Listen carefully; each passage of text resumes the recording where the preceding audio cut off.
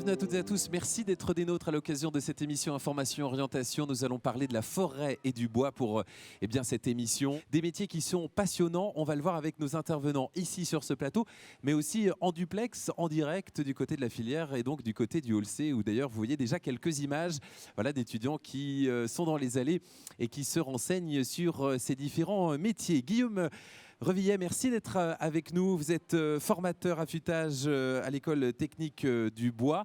Vous êtes un enseignant, quelqu'un qui va former justement les jeunes dans ces métiers. Avant d'aller plus en amont sur ces différents métiers, avant de parler de ces formations, est-ce qu'on peut représenter cette filière forêt et bois avec de nombreux métiers à la clé parce qu'il y a du bois de partout? Oui, bien sûr, bonjour. C'est une filière qui est très vaste. Alors évidemment, orientée sur le matériau principal, le bois. Et pour ça, il y a énormément d'opérations qui viennent, parce que le bois, c'est un matériau qui se cultive, qui s'entretient. Il y a des notions de durabilité, évidemment, on veut que la forêt soit bien gérée. Donc déjà, il y a des métiers qui sont liés à la gestion des forêts et à la coupe dans les forêts, que ce soit bûcherons, élagueurs, ces choses-là, des grumiers qui vont venir ensuite acheminer le bois. Et puis après, vous avez la partie suivante qui sera la transformation du matériau. Donc là, on est sur la première transformation, les métiers de la scierie, de l'affûtage que je représente. Et puis aussi derrière, les menuisiers, ceux qu'on connaît un peu plus généralement parce qu'ils vont exploiter tout le travail précédent.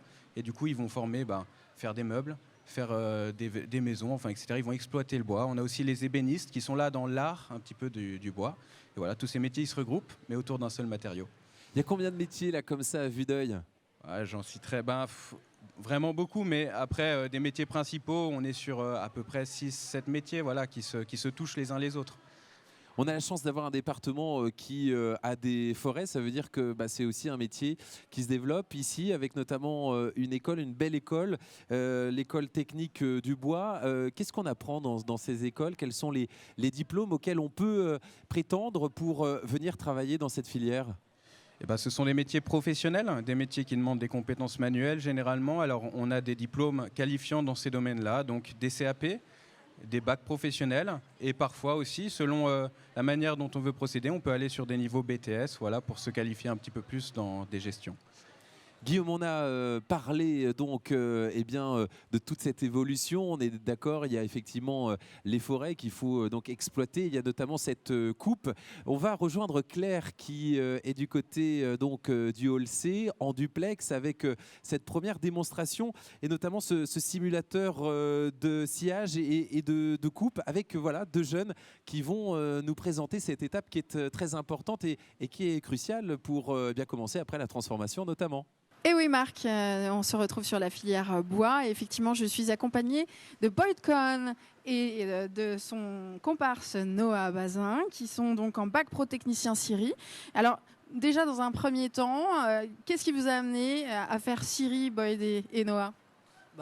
Déjà depuis tout petit j'étais baigné dans un environnement en rapport avec la filière bois car mon grand-père avait une scierie qui fonctionne toujours. Et depuis tout petit, je savais que c'était ce métier-là que je voulais faire. Super, donc une passion. Et là, alors, en fait, ton ami Noah est sur un simulateur. Explique-moi un petit peu à quoi ça sert, s'il te plaît. Pour montrer aux jeunes aujourd'hui un peu comment ça se passe dans une vraie scierie. D'accord, donc là, en fait, il va être comme s'il était chez ton grand-père, par exemple. Et donc, il va intégrer du bois. Et qu'est-ce qui se passe dans cette scierie, en fait? Ils en font quoi? Là, ça va être envoyé tout de suite au triage ou sinon à la déligneuse qui va couper les planches dans des plus petits... Donc si je comprends bien, on reçoit le bois brut, il va être coupé, il va y avoir plusieurs manipulations dessus en fait, tout simplement. Voilà, c'est ça.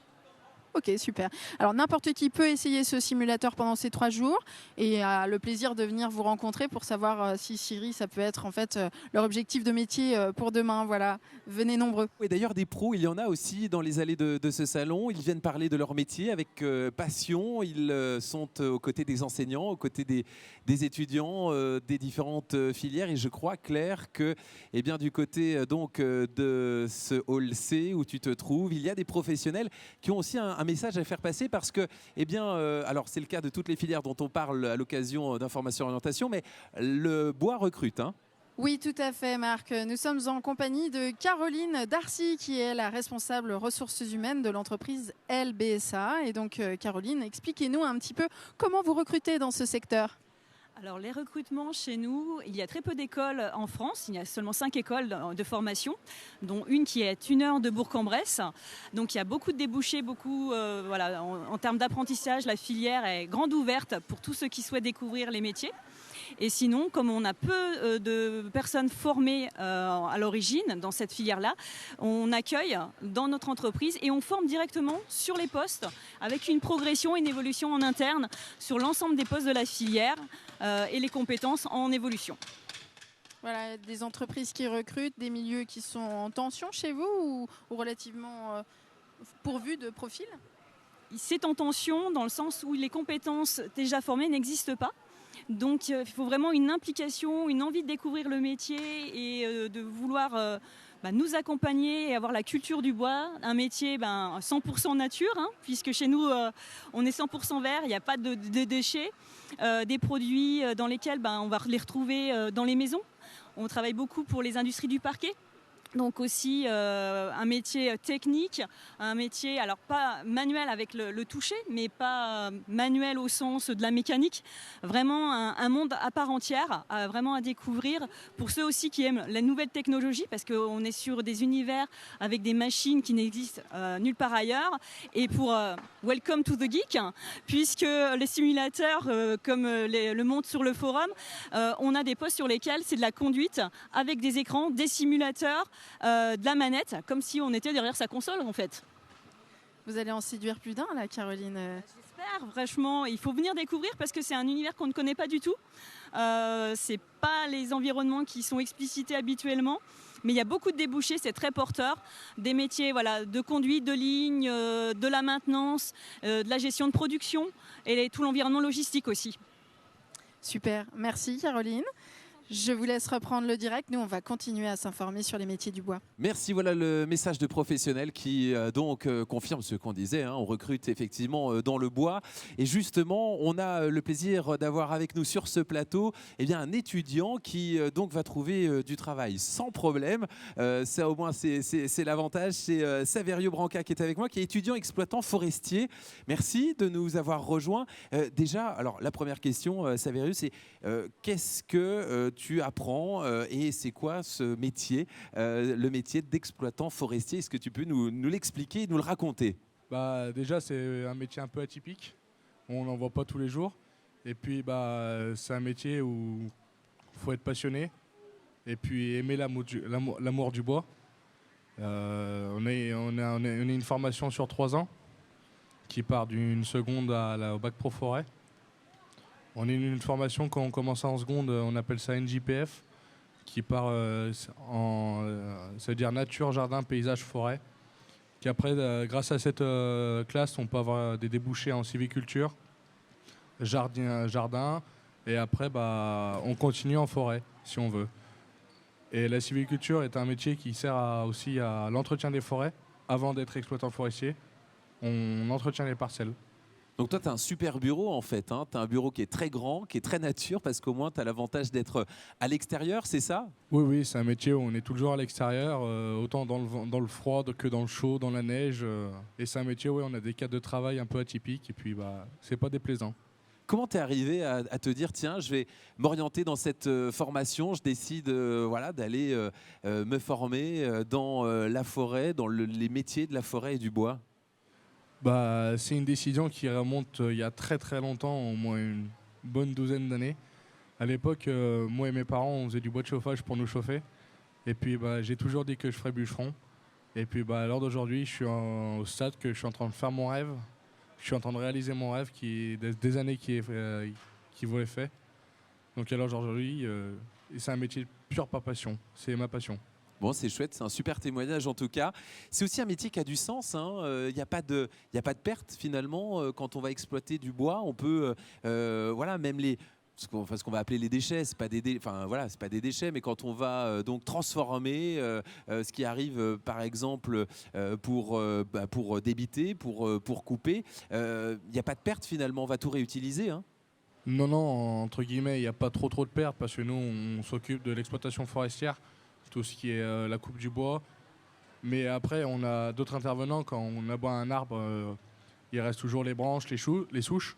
Et puis, il y a des broyeurs forestiers qui viennent pour broyer les branches, tout, et qui laissent sur place les copeaux. Et après, ça pourrit et puis ça fait... on appelle ça l'humus, c'est un engrais naturel. Un engrais naturel, voilà, tout se transforme et ça, voilà, ça a aussi du sens. C'est donc effectivement important de le souligner. Alors une fois qu'on a coupé, une fois qu'on a débité, eh bien il y en a qui vont s'occuper de réaliser, alors que des fois quelques pièces plus artistiques, hein, c'est ce que disait Guillaume tout à l'heure. Et donc on va rejoindre Claire avec notamment cette démonstration. Et Claire, je crois que tu as à côté de toi un tourneur sur bois. On est très curieux de découvrir son métier et ce qu'il fait. Oui Marc, en effet, je suis avec Corentin Wittrich qui est effectivement en option tourneur sur bois et qui va réaliser un objet devant nous. Alors Corentin va se présenter rapidement, nous dire pourquoi il a choisi ce métier. Bonjour, alors moi je m'appelle Corentin Wittrich, je suis au lycée Pierre Vernotte et puis j'ai choisi cette formation parce que c'est quelque chose que je voulais faire déjà depuis ma 3e. Mais sauf que je me suis plus orienté vers un CAP ébéniste et un BMA ébéniste. Et puis donc après, j'ai eu cette occasion de pouvoir faire ce CAP en 1 an. CAP tourneur sur bois qui est pour moi une passion et je trouve ça vraiment super cool de transformer la matière brute en quelque chose de fini et de vraiment incroyable. Est-ce que tu peux montrer justement, avant qu'on te voit faire la démonstration, à partir de quel morceau de bois tu pars, éventuellement le prendre en main et le montrer à la caméra. Voilà, on est sur un morceau complètement brut. Hein. Ouais, c'est vraiment, ça c'est un morceau brut qu'on a coupé au lycée directement. Donc ensuite après on le découpe. Après on le met en forme directement sur le tour à bois. Et avec nos gouges et nos outils, on arrive à faire les formes qu'on veut. Donc là, en théorie, je suis en train de faire un petit champignon en désaxé. Donc voilà. Ce que je vous propose, c'est qu'on va regarder Corentin en pleine action. Il va remettre son tour en place et puis tu vas nous montrer comment tu fais. Je te laisse remettre ton casque. Merci. Effectivement, des démonstrations, il y en a bien beaucoup dans les allées de ce salon. L'idée, évidemment, c'est de montrer à tous les jeunes qui sont avec nous, il y en a 12 000 durant ces 3 jours, et qui visitent donc les 17 filières professionnelles, et bien de montrer du concret. Peut-être un dernier mot avec nos invités qui sont sur le plateau pour leur demander, voilà, qu'est-ce qu'il faudrait dire pour convaincre un jeune qui se pose la question et s'est dit, tiens, ça m'intéresse, ça a du sens, c'est un métier qui peut me plaire. La dernière phrase peut-être pour finir de les convaincre, qu'est-ce qu'on pourrait leur dire, Saverio ? Moi, ce que je leur dirais, c'est choisir un métier qui leur passionne, essentiellement, avoir l'envie de se lever le matin. Oui, c'est le plus important. Hein. C'est Exactement. Vrai, hein. Oui. C'est un très bon conseil. Et puis Guillaume, peut-être, voilà. C'est un mot qu'on entend depuis tout à l'heure, passion. Et forcément, c'est quelque chose qu'on vend parce que nos métiers, on les fait principalement pour ça. Donc, j'encouragerais peut-être à côtoyer plus le métier parce que les gens qui sont passionnés vont transmettre leur passion, c'est sûr. Alors, en découvrant de nouvelles choses sur le métier, on apprend forcément à l'aimer à un moment. Voilà, en tout cas, merci de votre témoignage. Les métiers de la forêt et du bois mis en avant à l'occasion de cette émission. Vous pourrez la retrouver sur le site du département 1.fr avec toutes les informations concernant notamment les centres de formation. Et puis, bien sûr, les 17 filières professionnelles du département qui recrutent. Vous les retrouverez également sur ce site 1.fr. Notez-le bien. Très bonne journée et à bientôt.